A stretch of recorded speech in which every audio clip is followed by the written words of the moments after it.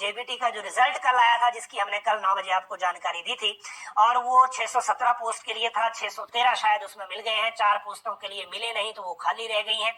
लेकिन आज जब हमने इसका हमीरपुर कर्मचारी चयन आयोग से भी डाटा लिया, उसके मुताबिक उसमें बीएड वाला कोई भी अभ्यर्थी उसमें कोई भी शामिल नहीं हो पाया है। रिजेक्शन लिस्ट में 1600 बीएड अभ्यर्थियों की अलग से लिस्ट है और 40 ऑड की लिस्ट है अलग से, जो जेबीटी वाले ही थे, लेकिन वो अपनी डॉक्यूमेंटेशन कंप्लीट शो नहीं कर पाए।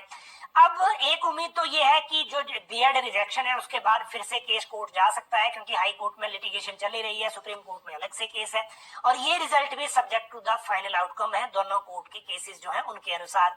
लेकिन बीएड वाले आ क्यों नहीं पाए वो आपको बता दें। वो इसकी वजह ये है कि जो अभी एनसीटी ने बेशक उनको 2018 में एक अपने स्तर पर एक नोटिफिकेशन करके एलिजिबल कर दिया था कुछ शर्तों के साथ और ब्रिज कोर्स के साथ या किसी भी तरह से, लेकिन जो हिमाचल में प्रॉब्लम ये थी कि जो हिमाचल में एजुकेशन बोर्ड के जो अपने रूल्स हैं टीचर एलिजिबिलिटी टेस्ट के, उन रूल्स में वो अलाउ नहीं होते थे और इसी वजह से बीएड वाले उसमें शामिल होने के बावजूद एलिजिबल नहीं हो पाए।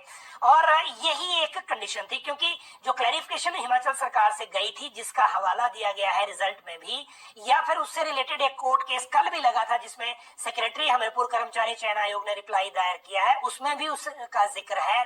और वो इसलिए क्योंकि जो रूल्स नहीं बदले गए थे हमीरपुर जो एजुकेशन बोर्ड है उनकी ओर से अपने, वो अभी तक भी नहीं बदले हैं और इन्हीं के ही आगे इफेक्ट भी आ रहे हैं। इसी वजह से बीएड वाले उसमें बाहर हो गए। अब दो चीजें हैं, एक तो जो बीएड अभ्यर्थी हैं जो जिन्होंने बीएड कर रखी, जेबीटी अभ्यर्थी हैं जिन्होंने जेबीटी कर रखी है या डीएलएड कर रखी है, वो 810 पद जो इसके बाद दोबारा गए थे जेबीटी की भर्ती के लिए, उनको भी जल्दी भरने की मांग कर रहे हैं। और एलिमेंट्री डायरेक्टरेट भी चाहता है कि अगली भर्ती भी जल्दी कर दी जाए, क्योंकि वैकेंसी बहुत है। 4009 का डाटा तो, खाली पदों का डाटा तो विधानसभा में मंत्री रख चुके हैं। और अब दूसरा एस्पेक्ट इसमें यह है कि जो बैच वाइज भर्ती है वो क्या जल्दी होगी या नहीं, ये महत्वपूर्ण एस्पेक्ट बीच में है। आज हमने इस बारे में डिपार्टमेंट और सेक्रेटरी दोनों से बात की थी और इसमें अब जो डिपार्टमेंट से सेक्रेटरी ने कुछ डिटेल मांगी है बैच वाइज को लेकर।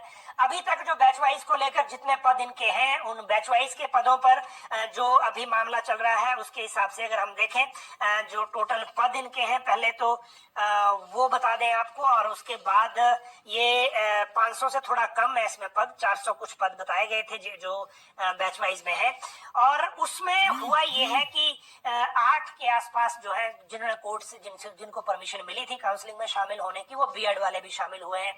अब जेबीटी अभ्यर्थी ये चाहते हैं कि जिस तरह से कमीशन में ये फॉर्मूला लगा उसी तरह से बैच वाइज में भी लगे और इसको जल्दी कर दिया जाए। लेकिन जो डायरेक्टरेट है उनका ये कहना है कि क्योंकि केस दोनों जगह अभी पेंडिंग है, इसलिए एक बार एडवोकेट जनरल से राय लेंगे और ये फाइल 1-2 दिन में राय लेने के लिए चली जाएगी कि प्रेजेंट सर्कमस्टांसेस में क्या बैच वाइज की नियुक्तियां की जा सकती हैं कि नहीं, क्योंकि जो बैच का गैप है वो बहुत बड़ा है।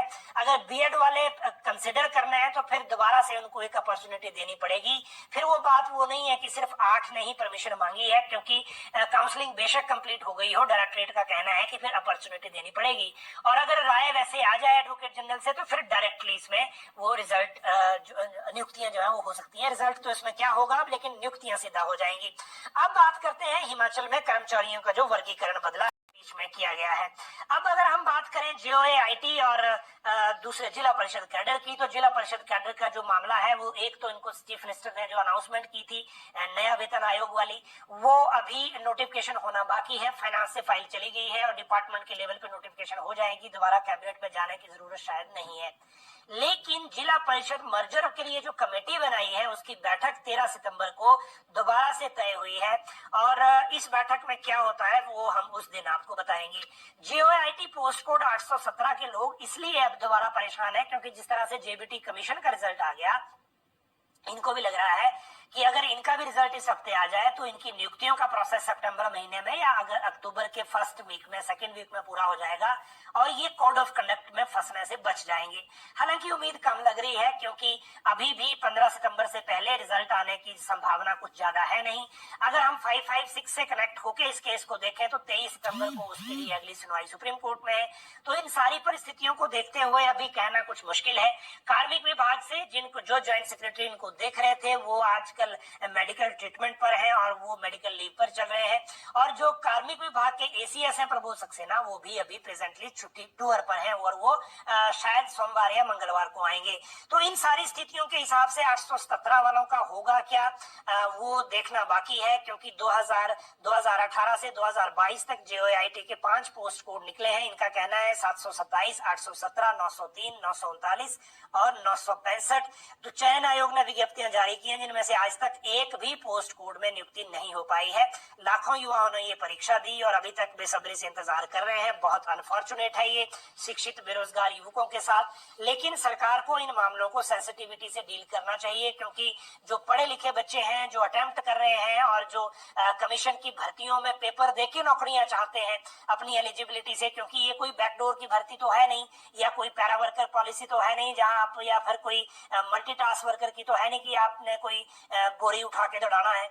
और ये भी अगर इस तरह से तरस रहे हैं टेक्निकल रीजन से, कोर्ट में केस जाने से और भर्ती नियमों के विवादों से, तो इसको सीरियसली लेने की जरूरत है। और ये इसमें हम उम्मीद करते हैं कि जेओआईटी 817 को लेकर कार्मिक विभाग हमीरपुर कर्मचारी चयन आयोग से संपर्क कर इस बारे में अगली जो बात है अपनी वो करेगा।